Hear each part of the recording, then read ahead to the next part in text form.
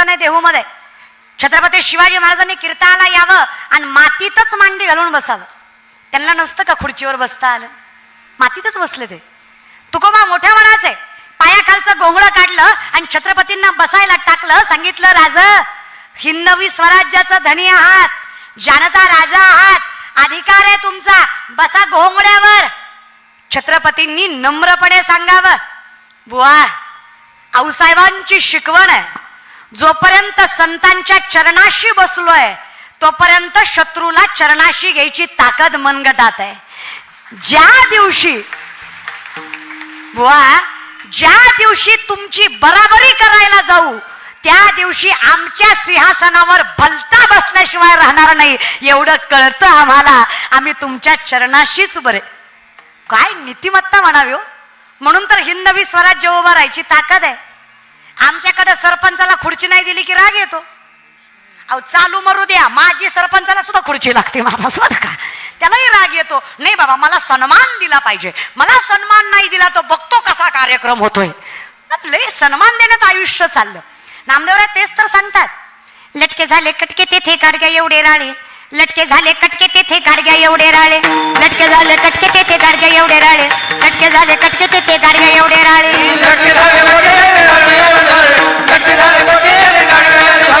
लटके झाले कटके तेथे गाडग्या एवढे राळे, लटके झाले कटके तेथे गाडग्या एवढे राळे.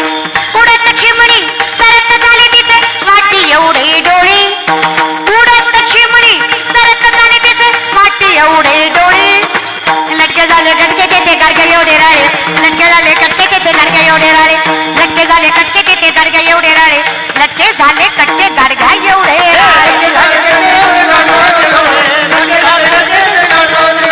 लटके झाले कटके तेथे गाडग्या एवढे राळे,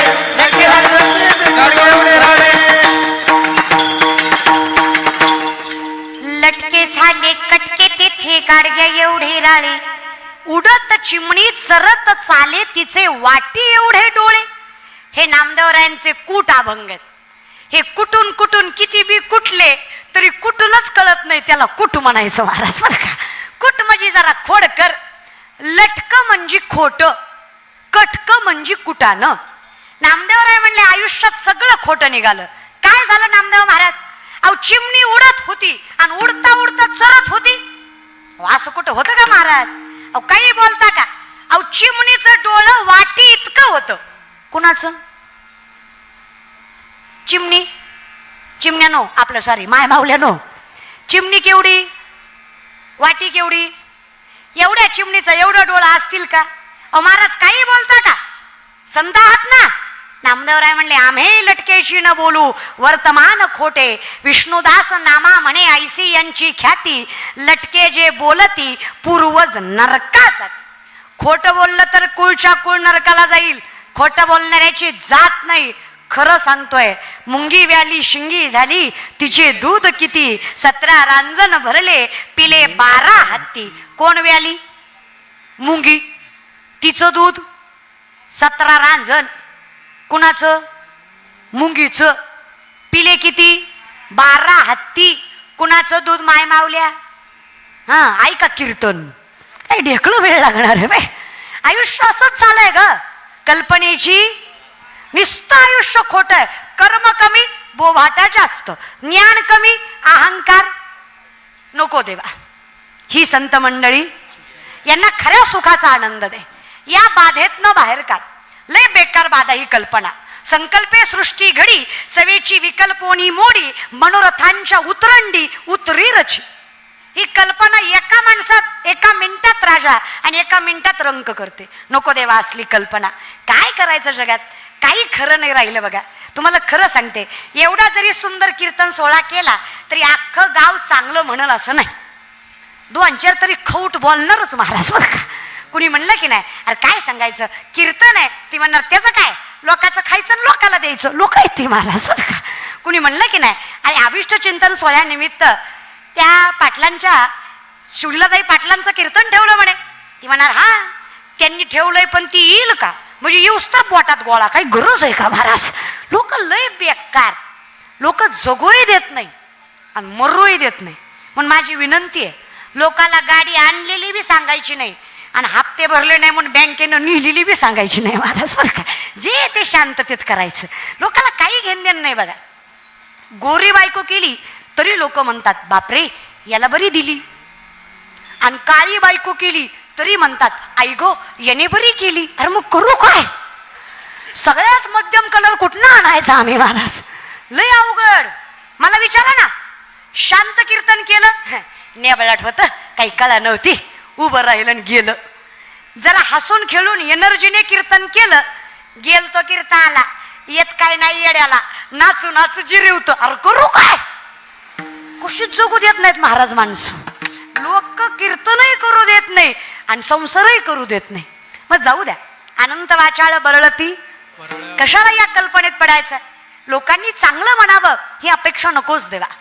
माऊली म्हणतात जगे आवज्ञाची करावी, संबंधे सोयेची न धरावी, ऐसी ऐसी जीवी चाड भो. माऊली म्हणला मला फार आवडतात.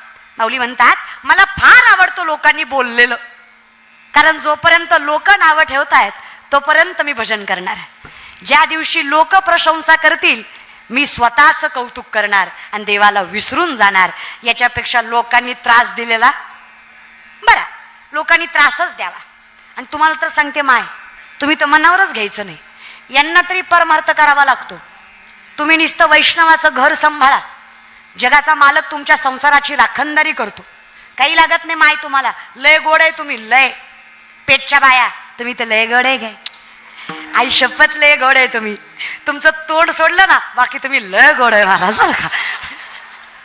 तेवढा एकच फॉल्ट आहे माय आपल्यात, नाही तर आपल्यासारखा माणूसच नाही. हा तुम्ही लय खुश होऊ नका, तुम्ही गुणाचे नाही.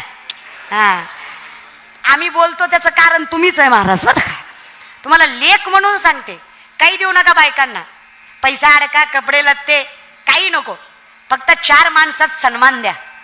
जो पुरुष आपल्या बायकोचा 4 माणसात अपमान करत नाही ना, ती बाई त्या पुरुषाचा गोकुळ केल्याशिवाय सोडत नाही, एवढी ताकद तिच्यात आहे. चांगलं वागा पण. वाजवीत जा, कधीतरी आमचं बी कौतुक करीत जा. बायांचं सगळं झोंबतं तुम्हाला, कीर्तन मरू दे तिकडं महाराज बरं का. सगळ्यातच काटा आहे तुम्हाला आमचा. बरं खरं सांगा माय, मी काय खोटं बोलले का? संसारात नवरा शहाणा असला सुख लागतं की नाही ग माय? खरं सांगा, संसारात कोण शहाणा लागतो? अगं माझं झालं नाही म्हणून तुम्हाला विचारते. माझं एकदा पेटल्यावर सॉरी झाल्यावर येईल अक्कल. होईपर्यंत सांग, संसारात शहाणा कोण लागतो? तुम्ही कोणाच्या जीवावर सगळं सोडता माय? नवऱ्याची की नाही? मी नाही. ज्ञानोबराय म्हणतात जरी सख्याचा जिव्हाळा बाय सासरवासच आहे. प्रेम नवऱ्याचं भेटलं ना बाई सगळं सहन करते. आम्हा वैष्णवाचं तसंच आहे. आम्ही एकदा पंढरीच्या मालकाची लेकरं झालो ना, मग बाकीच्याला आम्ही जुमानत नाही, कल्पनेला आम्ही पायाशी ठेवत नाही. आम्ही परिपूर्ण सुखी असतो जेव्हा पंढरीचा बाप आमचा मालक असतो. आम्हाला काहीच कमी पडत नाही, काहीच नाही. तुका म्हणे सोपे आहे सर्व गुणी, शहाणा तो धनी घेतो येथे. मालक धनी म्हणजे मालक शहाणा भेटला आम्हाला. आता कल्पनेची बाधा न हो कवणे, आता नाही कोणाच्याही पाया पडत आम्ही. कटेवरी कर नाही ज्या देवाचे, न घे मी तयाचे दर्शन. नाही घे, निष्ठावंत आहे नामदेवराय म्हणतात नाहीच. आणि का करावं? कोणाला मानतोय हे कळलं पाहिजे आम्हाला. परिस्थिती वाईट नाही करून घ्यायची माय. या विषयाकडे करा ना विचार. अगं तुकोबाच्या अगोदर तुकोबाच्या बायकोसाठी विठ्ठलाला यावं लागलं की नाही? तुकोबांना 2 बायका. तुम्ही लेख कान देऊन ऐकू नका, तुमच्यात आणि त्यांच्यात फरक आहे महाराज बरं का.